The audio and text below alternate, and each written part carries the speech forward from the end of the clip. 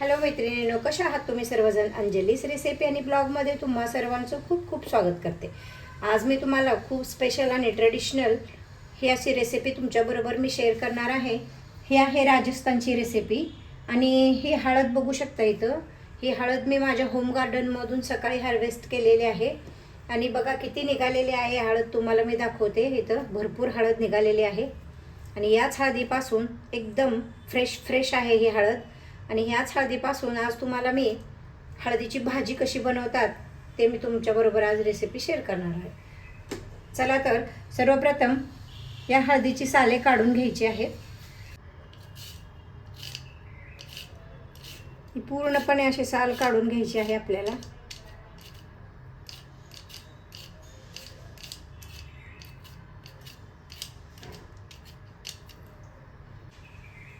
अशा प्रकारे पूर्ण काढून घ्यायचे आहे. तूप गरम झालेलं आहे. आपण जेवढी हळद घेतलेली आहे तेवढेच आपल्याला तूप घालायचे आहे. आता ही हळद मी स्वच्छ धुवून खिसून घेतलेली आहे, ओली हळद ही. चला आता आपण तळून घेऊया त्याला.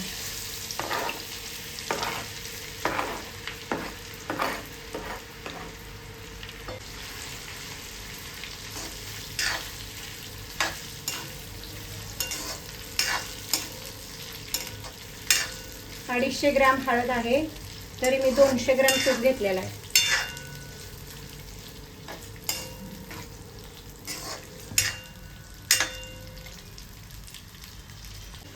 वा, काय सुगंध सुटलाय. अप्रतिम असा सुवास येतो. आलं, हिरवी मिरची आणि 10-12 लसणाच्या कळ्या घेऊन वाटून घ्यायचं आहे आपल्याला. हे जास्त बारीक नाही करायचं. इथे बघा हळद तळून झालेली आहे. आता आपण याला काढून घेऊयात.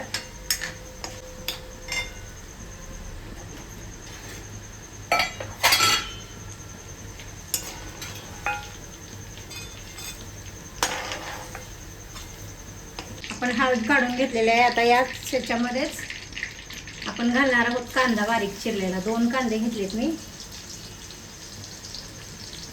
1 चमचा जिरा,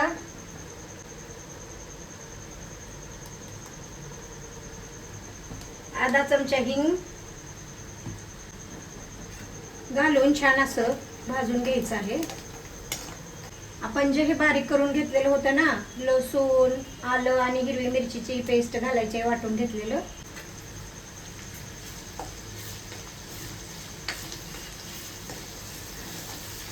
इथं मी दही घेतलेलं आहे. आता याच्यामध्ये आपण मसाले घालणार आहोत. ही लाल मिरची पावडर 3 चमचे घालणार आहे, का तर ही तिखट नाही.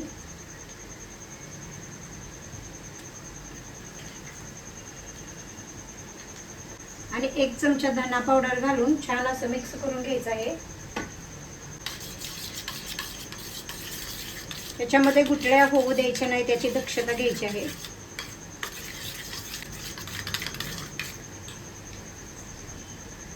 कांद्याला तांबूस रंग आलेला आहे. आता याच स्टेजमध्ये आपल्याला हे काजू घालायचे, काजूचे काप. आमच्या घरामध्ये काजू सर्वांना आवडतात भाजीमध्ये, म्हणून मी घालत आहे.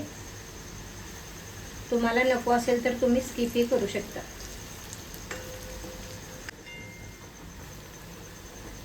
काजू सुद्धा छान असे तळून झालेले. पण बारीक केलेले टोमॅटो घालणार आहोत.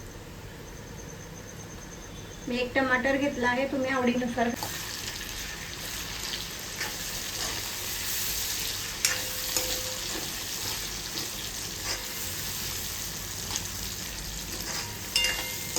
टमाटरची सुद्धा ग्रेव्ही बनायला पाहिजे छान अशी. टेस्टनुसार नमक घालणार आहोत. नमक घातल्यामुळे टोमॅटो पटकन शिजून जातील. टमाटर चांगलं छान असं मस्तपैकी शिजलेलं आहे. आता आपण इथं ह्याची ग्रेव्ही घालणार आहोत.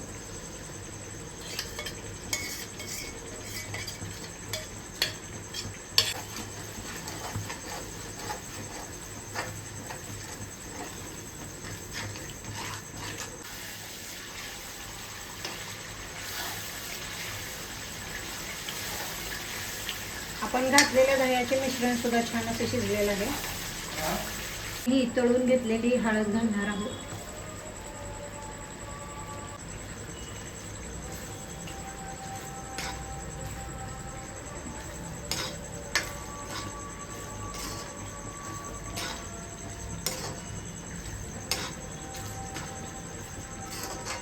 आणि हे हिरवे फ्रोझन वाटाणे आहेत माझ्याकडे, हे घालत आहे.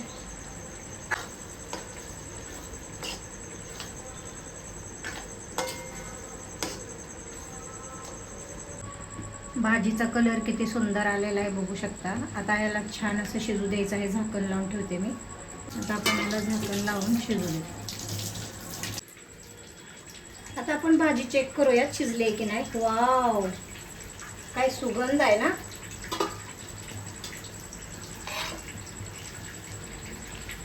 भाजीची कन्सिस्टन्सी पाहू शकता तुम्ही.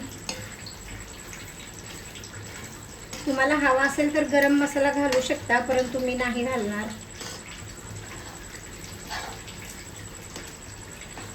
ती अशीच पाहिजे भाजीची कन्सिस्टन्सी बघा. चला आता आपण याला सर्विंग बाउलमध्ये काढून घेऊया. ही हळदीची भाजी एकदम सुंदर अशा प्रकारे तयार झालेली आहे. आता आपण त्याला फायनल टच देणार आहोत, तीच म्हणजे कोथिंबीर.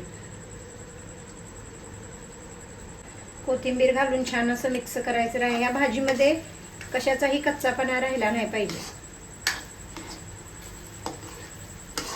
म्हणजे भाजी टिकते.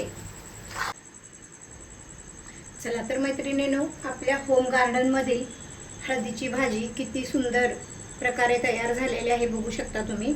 आता मी याला टेस्ट करणार आहे. खूप गरम आहे ही भाजी.